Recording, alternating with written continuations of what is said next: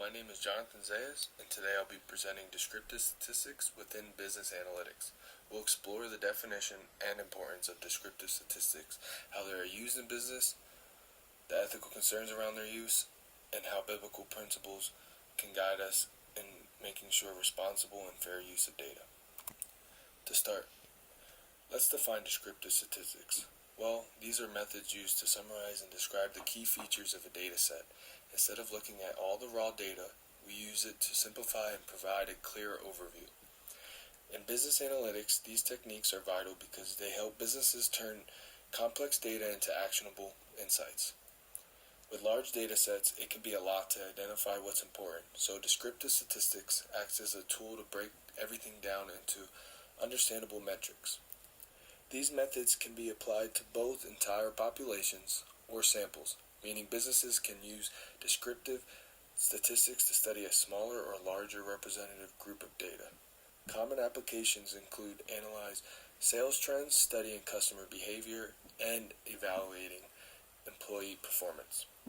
By providing a snapshot of data set, businesses can quickly identify trends, outliers, and patterns, helping them make data-driven decisions. In short, descriptive statistics are crucial in helping companies make sense of vast amounts of data and gain clarity for better decision-making. Now going over the different types of descriptive statistics, and understanding them helps us figure out how to best analyze data. Let's look at some of the common types. First, measure of central tendency helps us understand the center of the data set. The mean is the average value, which you get by adding up all the numbers and dividing by the total. The median is the middle value when the data is ordered from lowest to highest. Finally, the mode is the most frequent value in the data set. Next, we have measures of variability, which tells us how to spread out the data. The range is the difference between the highest and lowest values, showing us the span of data. The variance and standard deviation are a bit more complex, but they both measure how much the data points deviate from the mean. The higher the variance or standard deviation, the more spread out the data is. Lastly, there are frequency distributions, which shows how each value occurs within a data set. This helps businesses spot patterns such as how frequently a certain event happens. These different types of descriptive statistics can be combined to give a full picture of the data set, making it easier for businesses to draw meaningful conclusions. Now jumping into the early history of descriptive statistics. Well, descriptive statistics didn't just appear overnight. They've been around for centuries. In ancient times, people collected data for things like population counts and tax collection, which were among the first instances of using data to make decisions. In the 17th and 18th centuries, pioneers like John Grant and William Petty began systematically collecting demographic data, creating the foundation for what we now call political arithmetic. This was a major leap forward in terms of analyzing and drawing conclusions from it. One key development came from a French mathematician and philosopher, Condorcet, who introduced the concept of the quote-unquote average man. This idea of creating a statistical average helped to refine statistical methods and has influenced how we approach data analysis today. From these early beginnings, we can see the descriptive statistics have evolved significantly over time, from simple data collection to complex analysis techniques used across many industries today. Now going into the growth and use today. As we move into the 19th century, we see figures like Francis Galton, who developed ideas like regression and correlation. These methods that are still widely used in statistics today. These developments help refine the statistical methods that we rely on today, including descriptive statistics. Today, descriptive statistics are used in nearly every industry, from medicine to economics to business. They help researchers, analysis, and decision makers make sense of huge amount of data available to them, whether it's understanding health trends, analyzing stock market performance, or assessing customer preferences. Descriptive statistics play a key role in analyzing and interpreting data across a wide variety of fields. In essence, descriptive statistics have evolved from simple beginnings to being an essential tool for modern research and business decision making. Now let's take a closer look at how descriptive statistics benefit businesses. First, they help simplify complex data.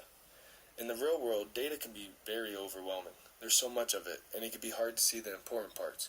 Descriptive statistics allow businesses to break down large data sets into meaningful insights, making it easier to understand the key metrics that matter. For example, by analyzing sales data, a company can spot trends and patterns, such as seasonal fluctuation or popular products. These insights lead to informed decision-making. Businesses can use the data to adjust their strategies, reduce risks, and make smarter decisions. For example, by understanding customer behavior, a company could better target marketing campaigns and improve customer satisfaction. In addition, descriptive statistics help businesses identify trends over time. For example, they can track financial performance and forecast future revenue based on the past data. This helps in budgeting, market research, and even improving quality control to ensure consistent product quality. Now getting into our first ethical issue, which would be data manipulation in business analytics. While descriptive statistics are powerful, there's always a risk of data manipulation. This is when the business's professionals may manipulate data to represent a misleading picture. For example, a company might report the mean of their sales numbers but leave out the standard deviation, which would show the variability in sales. By leaving out this important information, the business could give the false impression that their sales are more consistent or higher than they actually are. This type of manipulation can have serious consequences, leading to misleading conclusions and potentially harmful business decisions. It can also damage trust, both within the organization and the customers or stakeholders. If people believe that the data is being manipulated, they may start questioning the integrity of their business, which can ultimately harm the relationship and growth. Now, if we look at this ethical issue in a biblical perspective, Proverbs chapter 12, verse 22 tells us, "The Lord detests lying lips, but he delights in people who are trustworthy." This verse reminds us of the importance of honesty and integrity in everything we do, including when handling data.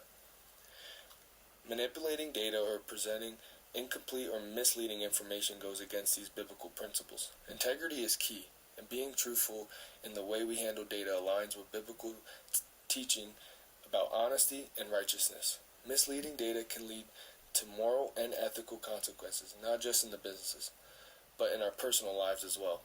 The Bible encourages us to be trustworthy and honest, and this should apply how we present and interpret data. Now getting into our second ethical issue. Another important issue is sampling bias, which occurs when the data used for analysis doesn't represent the entire target population. For instance, if a business analyzes only loyal customers for a marketing campaign, they may come to a conclusion that don't apply to the broader customer base. This can lead to wasted resources, missed opportunities, and poor strategic decisions. If the data isn't representative, the business might make a decision based on flawed or incomplete information, which could harm its overall success.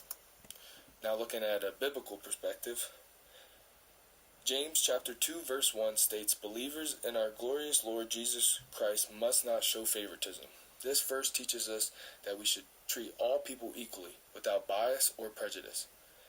In business, sampling bias is a form of favoritism, where certain groups of people are either overrepresented or underrepresented in data. The Bible encourages fairness, and in business, that means making sure all the customer groups are fairly representative in our data. By avoiding sampling bias, businesses can make sure that their decisions are fair and based on complete pictures of their customer base. Now going into our last ethical issue would be privacy. Mishandling sensitive customer information could lead to serious legal consequences and damage a company's reputation. Regulations like GDPR and CCPA are in place to protect customers' privacy, and businesses must be careful to follow these laws. For example, using customer purchase history without proper consent could violate privacy laws and harm customer trust. Customers expect businesses to treat their personal data with care and respect. Now, if we look at this in a biblical perspective, Exodus chapter 20, verse 16 says, "You shall not bear false witness against your neighbor." This verse speaks to the importance of respecting others' rights and treating them with fairness and integrity. When it comes to privacy concerns, mishandling customer data is like bearing false witness. Just as dishonesty can harm relationships, mishandling personal information can damage trust. The Bible calls us to treat others with respect, which includes respecting their privacy and personal information. In conclusion, descriptive statistics are an important tool for businesses to make sense of complex data and make better data-driven decisions. They help companies identify trends and evaluate performance and forecast future outcomes. However, we must also be mindful for the ethical concerns that come with using data. Data manipulation, sampling bias, and privacy issues can mislead decision makers and harm relationships with customer stakeholders. By aligning our data practices with biblical principles, acting with integrity, treating others fairly, and respecting privacy, businesses can use descriptive statistics responsibly. This makes sure that the decisions made are not affected by also ethical and trustworthy. Thank you.